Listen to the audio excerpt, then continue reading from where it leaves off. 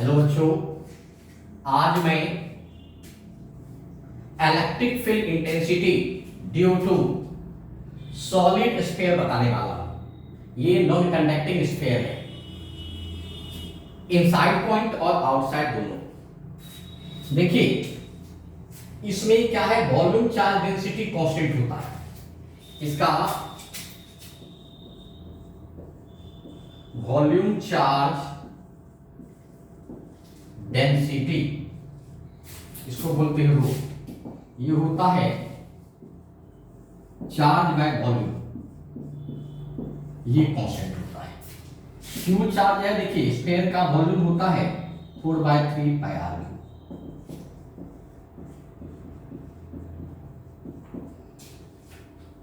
अब देखिए P point है यहां पे, ये इनसाइड हो गया। यहां देखिए पी पॉइंट लेंगे बाहर, ये आउटसाइड है, ये आउटसाइड है और ये इनसाइड है। हम इलेक्ट्रिक फील्ड निकालते हैं, इसके लिए क्या करते हैं, सो देखिए जिस पॉइंट पे इलेक्ट्रिक फील्ड निकालना हो वहां से हम गॉसियन सरफेस ड्रॉ करते हैं। तो यहां से गॉसियन सरफेस ड्रॉ करेंगे, ये इसका ये डिस्टेंस आर है। यहां पे देखिए चार्ज इनक्लोज पॉजिटिव है, इलेक्ट्रिक फील्ड बाहर, एरिया वेक्टर भी बाहर, दोनों हो गया बाहर। यहां भी इस पॉइंट से आप क्या कीजिए, गॉसियन सरफेस ड्रॉ कीजिए। इलेक्ट्रिक फील्ड बाहर है, एरिया वेक्टर भी बाहर। अब देखिए यहां पे चार्ज इनक्लोज निकालते हैं। तो देखिए रो है charge per unit volume, inner जो सरफेस बना इसका वॉल्यूम हो जाएगा 4/3 पाई आर। अब देखिए गॉस लॉ होता है E डॉट ds बराबर Q enclosed bye epsilon naught. अब देखिए दोनों का दिशा सेम है, इलेक्ट्रिक फील्ड और एरिया वेक्टर का दिशा सेम है, इसीलिए E को बाहर निकाल लीजिए ds। Q देखिए क्या आ गया, 4/3 pi are cube rho by epsilon naught. अब जो यहाँ ds है, ds मतलब हुआ गॉसियन सरफेस का एरिया। गॉसियन सरफेस देखिए स्फेरिकल है, एरिया हो जाएगा 4 पाई आर स्क्वायर बराबर 4/3 pi are cube rho by epsilon naught. तो देखिए 4 पाई कैंसिल हो गया, इलेक्ट्रिक फील्ड क्या आ गया, रो r/3 एप्सिलॉन नॉट। अगर वेक्टर फॉर्म लिख देगा, लिख दीजिए वेक्टर फॉर्म में, ये इनसाइड हुआ। E इनसाइड का देखिए फॉर्मूला क्या आ गया, ये रो r/3 एप्सिलॉन नॉट। अब देखिए रो का अगर वैल्यू पुट कर दिएगा तो रो का देखिए वैल्यू क्या निकालेंगे, 3q/4 pi are square into r cube होगा। यहां देखिए are cube 4/3 pi are cube, तो यहां भी क्या आ जाएगा 4/3 पाई आर क्यूब। अब यहां देखिए रो का वैल्यू लिख दिए, r बाय क्या 3 एप्सिलॉन नॉट, 3 कैंसिल हो गया, इनसाइड क्या आ गया एप्सिलॉन नॉट, ये 1/4 pi epsilon naught q by r cube into r, यही हुआ इलेक्ट्रिक फील्ड। देखिए E क्या है, डायरेक्टली प्रोपोर्शनल टू r है। अगर हम इसका ग्राफ खींचे इनसाइड तो ग्राफ हो जाएगा इसी, ये E है और ये R है। देखिए सरफेस सेंटर पे देखिए इलेक्ट्रिक फील्ड एट सेंटर। अगर हम सेंटर पे देखें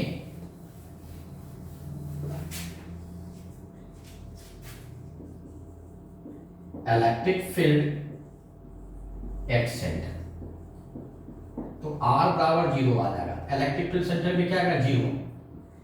एट सरफेस, सरफेस पे क्या होगा R बराबर R। इलेक्ट्रिक फील्ड देखिए यहां R बराबर R पुट कर दिए, रो r/3 एप्सिलॉन नॉट। यहां R पुट कर दिए कैपिटल R, तो कट जाएगा, तो 1/4 pi epsilon naught q by r square. ये इसका मतलब यहां तक का ये अब देखिए आउटसाइड में निकालते हैं। ये तो इनसाइड निकला। आउटसाइड के लिए क्यू इनक्लोज, देखिए चार्ज तो इतना ही दूर है, तो क्या लगा rho into 4/3 pi R Q. अब गॉस लॉ लगाइए, E डॉट डी एस बराबर क्यू इनक्लोज बाय एप्सिलॉन। ये है डी एस हो जाएगा 4 पाई आर स्क्वायर। देखिए कितना है 4/3 pi R cube into rho. 4 pi cancel हो गया, इलेक्ट्रिक फील्ड कितना आ गया रो आर क्यू बाय, यहां एप्सिलॉन नॉट भी होगा। देखिए rho R cube by 3 epsilon naught are square, ये आ गया। अब देखिए अगर रो का वैल्यू पुट कर देंगे तो रो क्या निकला था Q by 4/3 pi R cube into, तो ये क्या आ जाएगा rho R cube by 3 epsilon naught are square. देखिए यहां देखिए आर क्यूब है, आर क्यूब रो का तो वैल्यू हम पुट कर दिए, रो का वैल्यू यहां पुट कर दिए, आर क्यूब कट गया, 3 कट गया, इलेक्ट्रिक फील्ड क्या आ गया 1/4 pi epsilon naught q by r square. Outside देखिए ये जो है आउटसाइड जो है ये 1/4 pi epsilon naught q by r square. ये क्या है inversely proportional to r square. Graph हो जाएगा रेक्टेंगुलर हाइपरबोलिक। ये इलेक्ट्रिक फील्ड और आर के बीच का ग्राफ होगा। अब देखिए इसको हम वेक्टर फॉर्म में ले रहे हैं, तो देखिए वेक्टर फॉर्म लेने के लिए हम क्या करते हैं, ऊपर नीचे आर से मल्टीप्लाई कर दीजिए, rho by 3 epsilon naught capital R by small R का होल क्यूब इनटू आर। तो वेक्टर फॉर्म में आ जाएगा outside rho by 3 epsilon naught R by R का होल क्यूब इनटू आर। तो ई आउटसाइड क्या जाएगा rho by 3 epsilon naught R by R का होल क्यूब इनटू आर। ये हुआ आउटसाइड।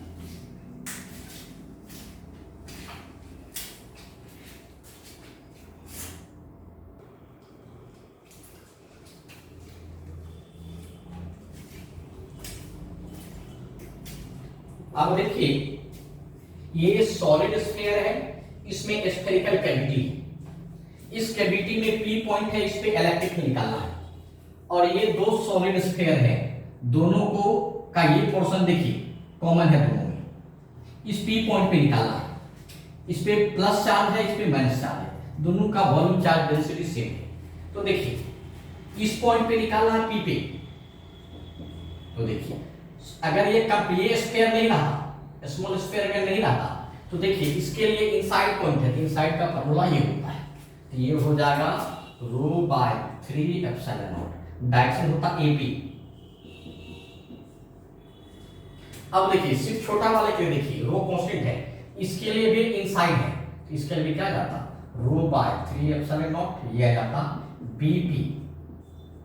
दोनों में जो कॉमन है common rho by 3 epsilon naught AP minus BP, इसको पलट दीजिए तो रो बाय 3 एप्सिलॉन नॉट ये आ जाएगा एपी प्लस पीबी।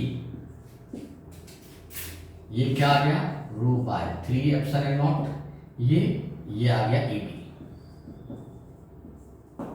यानी ए से बी दोनों से सेंटर का दूरी। इलेक्ट्रिक फील्ड हो गया rho by 3 epsilon naught into क्या ए। ये क्या है फील्ड जो है पी पॉइंट के पोजीशन से इंडिपेंडेंट है। देखेंगे this field is independent of position of point P. This field is independent of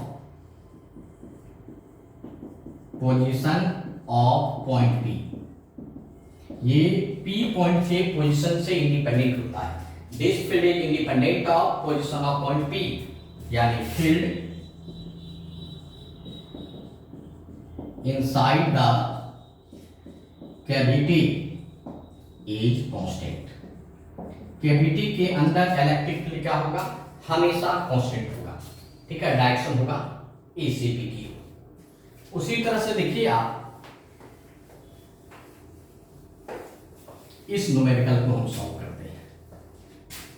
P point पे इलेक्ट्रिक फील्ड निकाली, तो ये देखिए सॉलिड स्फीयर के लिए इनसाइड पॉइंट है, तो जानते हैं रो बाय 3 एप्सिलॉन नॉट, ये क्या आ जाएगा ए पी प्लस, इसके द्वारा देखिए डायरेक्शन ये हो जाएगा रो बाय 3 एप्सिलॉन नॉट, इसका नेगेटिव है इसलिए दिशा क्या आ जाएगा पी बी, तो rho by 3 epsilon naught common आ जाएगा दोनों में, A P plus P B, 3 epsilon naught, ये क्या आ जाएगा ए बी, ये भी देखिए क्या आ जाएगा ए से बी के डिस्टेंस पे डिपेंड करेगा, ये ए है, इलेक्ट्रिक फील्ड क्या आ जाएगा rho by 3 epsilon not a.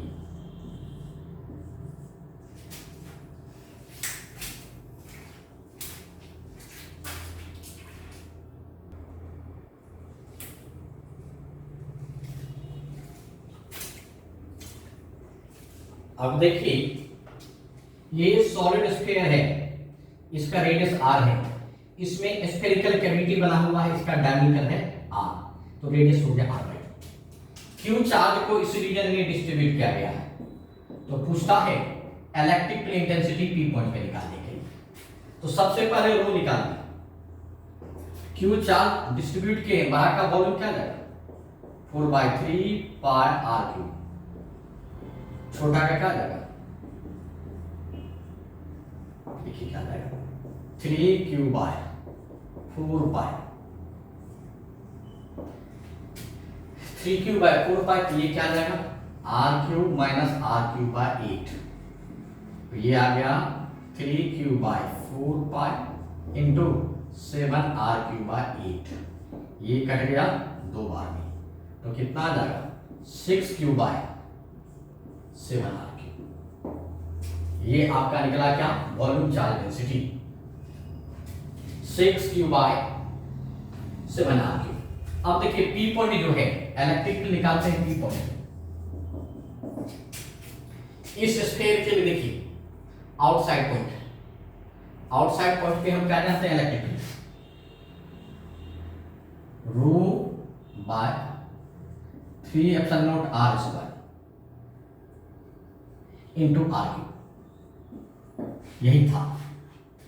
यही था आउटसाइड, क्या था रो r³ by 3 epsilon not r³, तो देखिए इसके लिए तो r³ हो ही गया, छोटा वाले के लिए क्या जाएगा, छोटा वाले के लिए रो बाय 3 एप्सिलॉन नॉट r³, इसका रेडियस है क्या r/2 है, ये r/2 का होल क्यूब बाय, यहां से इस पॉइंट का दूरी, तो ये दूरी कितना आ जाएगा r माइनस r/2, ये हो जाएगा r माइनस r/2 का होल स्क्वायर। सब में देखिए कॉमन क्या है, रो r³ भी बाहर निकल जाएगा, r³ यहां बाय 3 एप्सिलॉन नॉट दोनों में कॉमन है, तो 1/r² माइनस ये क्या जाएगा 8 r माइनस r/2 का whole square.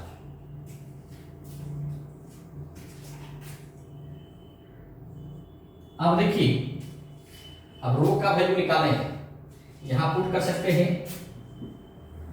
6 by 7r³, 6 by 7r³ into rho r³ by 3 epsilon naught 1/r² minus 1/8 r minus r/2 का होल स्क्वायर।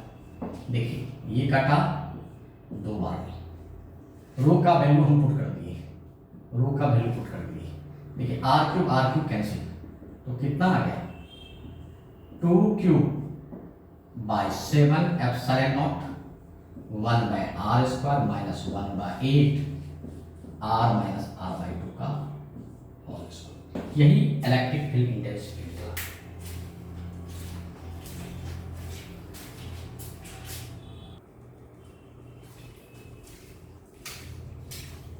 अब देखिए ये भी सॉलिड स्फीयर है, ये स्फेरिकल कैविटी है ये। अब पी पॉइंट पे इलेक्ट्रिक फील्ड निकालना, तो देखिए इस स्फीयर के लिए पॉइंट पी क्या है, इनसाइड। इनसाइड देखिए क्या फील्ड निकालेगा, इनसाइड यहाँ देखिए ई बराबर क्या आ जाएगा, रो बाय 3 एप्सिलॉन नॉट। इसका पोजीशन देखिए, अगर ये मान ये ए है ये बी है, तो ये क्या आ जाएगा ए पी वेक्टर। काट के निकाले हैं इसलिए माइनस हो जाएगा। इसके लिए देखिए स्फीयर के द्वारा ये क्या है, आउटसाइड है, आउटसाइड ही यहाँ से, तो रो बाय 3 एप्सिलॉन नॉट। देखिए आर बाय ये है, आर देखिए इसका रेडियस मान लीजिए बी है, तो ये बी बाय क्या आ जाएगा, ये डिस्टेंस पीबी, ये मॉडुलस हो जाएगा पीबी का होल क्यूब। देखिए क्या है, whole cube into position vector, ये क्या आ जाएगा बीपी, बीपी वेक्टर। अब देखिए दोनों में कुछ कॉमन है, ये टर्म दोनों में कॉमन है, कॉमन ले लीजिए, तो ये आ जाएगा rho by 3 epsilon naught AP minus B Q by PB का whole cube into BP.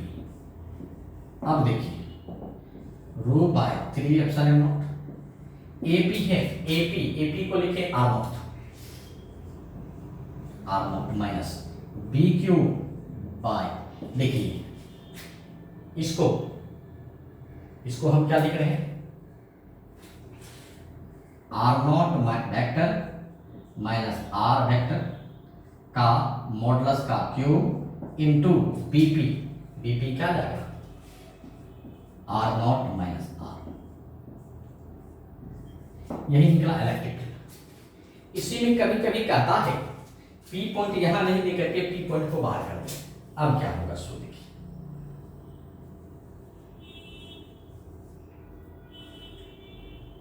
P point दोनों के लिए आउटसाइड है, ये हो गया आर नॉट, ये आर है, ये एस, ये क्या आ जाएगा आर नॉट माइनस आर। अब देखिए क्या आ जाएगा, अब अगर ऐसा रहे तो दोनों के लिए पी पॉइंट आउटसाइड है, तो दोनों के लिए एक फॉर्मूला लगाना है आउटसाइड वाला, क्या है रो बाय 3 एप्सिलॉन नॉट। ये क्या लिखें आर क्यूब, इसका रेडियस क्या है, इसका रेडियस है बड़ा आर क्यूब बाय क्या आर, ये एपी वेक्टर का मॉडुलस का क्यूब एपी इनटू क्या हो जाएगा AP, AP vector minus rho by 3 epsilon not.